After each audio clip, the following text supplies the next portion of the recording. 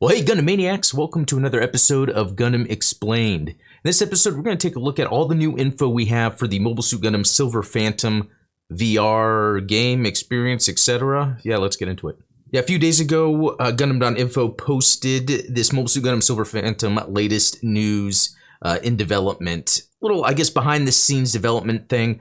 It doesn't really give off too much, again, like I said, but it's showing some interesting things both in terms of what they're trying to do story-wise and what this experience is supposed to be VR-wise.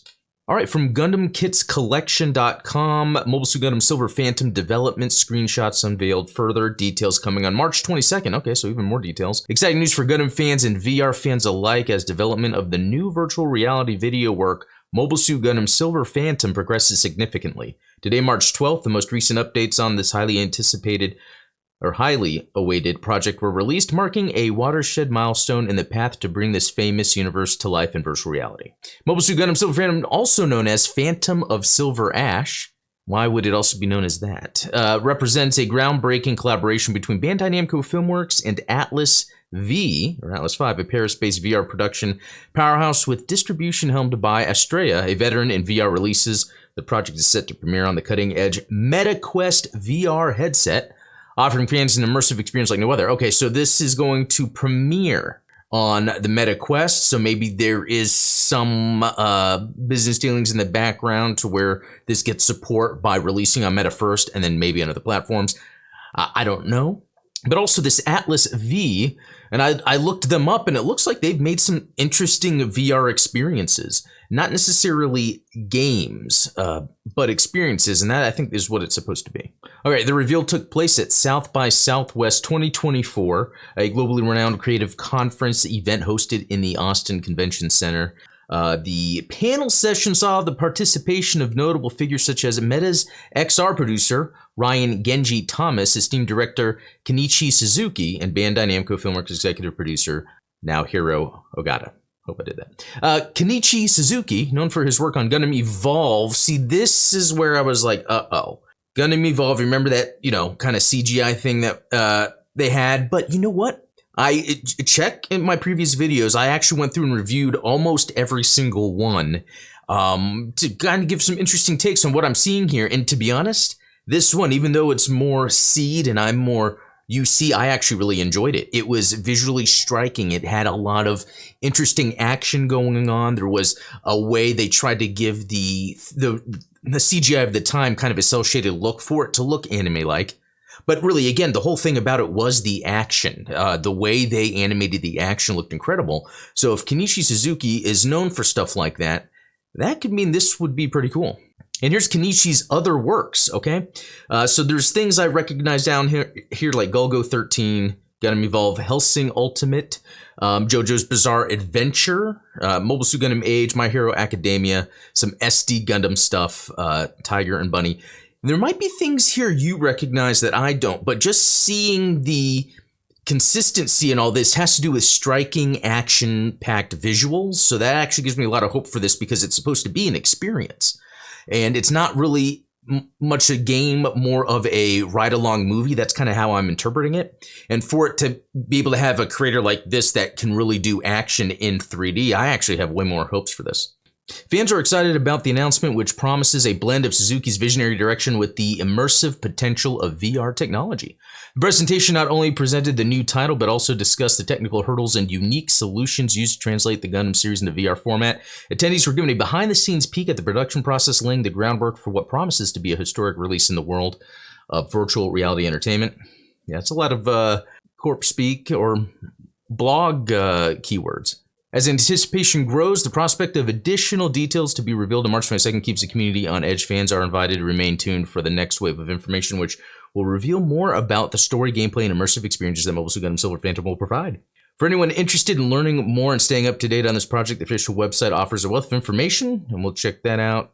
And so what they're saying down here is it's more than just a new chapter in the Gundam franchise. It is a bold foray into the future of entertainment, combining classic storytelling with cutting-edge virtual reality technology. Again, a lot of buzzwords, but let's look at what was in that trailer. This is also Gundam.info. It was just showing, I guess, like snapshots of them like storyboarding everything out, because again, this might be a VR experience, but it's less game and more movie. So seeing debris, which is pretty neat, and think if this is a virtual reality experience, are you sitting as a pilot watching? Which I would think, because if we look at the kind of what's on the main page for this, and actually let me zoom out just a bit. We've got the main logo, and it looks to be like the cockpit. So it makes me feel like this is supposed to be from being in the cockpit, and there's more to that I'll get to. But so when I see like that they're showing off like the debris field, it makes me think of that's a good way to represent kind of that 3D space if you're in a cockpit. And this looks great. You got some cruisers out there, some lasers blasting. I can't wait to see something like that if I'm in VR. All right, and here's some shots that you might want to take a look for yourself, link in the description, because if you look closely, it has that kind of look that we saw from Evolve, where they take the CGI and they're adding cell shading, and a lot of that has to do with having like darker outlines around the characters and certain features on them to make them look like hand-drawn animation.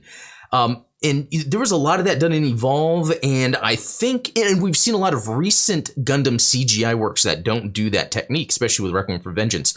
But this CGI work is doing that, because the other thing is, again, this is a story set in the UC timeline, so they're kind of keeping with that anime look that you even see in the video games. Now, here's an interesting shot here, because it looks like, are we seeing behind a pilot looking forward? And then another interesting behind the scenes shot, because they're showing like, okay, here's obviously a 3D model of something. Are you sitting in a car now? Is this the type of vehicle where people are sitting across from each other? Those exist. We've seen those. Or is it you're looking at the character? And check the video, because it shows how they're doing the animation, where it looks like they have that 3D space they've created, but then they're taking like 2D hand-drawn assets in the frames and then I guess putting them on as a texture within the 3D space. So then we get a good look at this character. Almost looks like Camille with different hair color. Okay, and then we get a look at a Jagan here. Looks really cool. This shot, though, it seemed really simple. But then we get this shot, which again, it does the thing where it's doing CGI, a 3D model here, but adding some sort of filter or design element to give it that animated cell shaded feel. Because we get the harsh, contrasty, dark lines between certain objects around here, and that's where I get that feel. And I think that really helps for what they're trying to pull off. I mean, this is just a cool shot. This could be a wallpaper. So with that out of the way, here are the main points that we're getting out of what we know so far from this. That it's going to be less a video game and more a VR experience. I don't think Bandai's going to jump to try to do, hey, let's do mecha combat in VR. Right now, there's not really a game that does that yet that people are crazy about. And Bandai has their stuff in the arcades. But as far as VR, it's interesting that they don't go the game route and they go the experience route. But I also think that's a good idea, because part of this seems like it's a tech demo in a way. And it kind of meets in the middle. There's no expectation of it playing like an amazing mecha video game for the first time in VR. That's Gundam. But at the same time, it's a story that we get to experience within the UC timeline, which a whole bunch of fans are interested in. But now, how are you going to play this? Do you already have a VR set? Apparently, in the way they word it, it sounds like it's just be on Quest first in the limited time. I have the Quest 2, I think. The kids use that.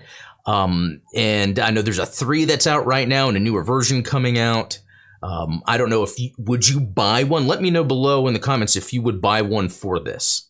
And then, with the way they're stating how it might just be on Meta for a limited time, it'd be great getting something like that on PC so people with other types of VR headsets can experience this.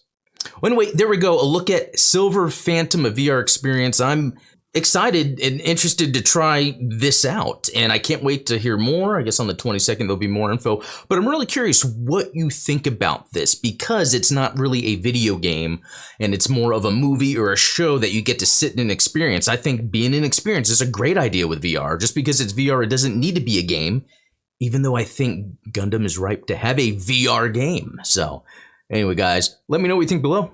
We'll talk later.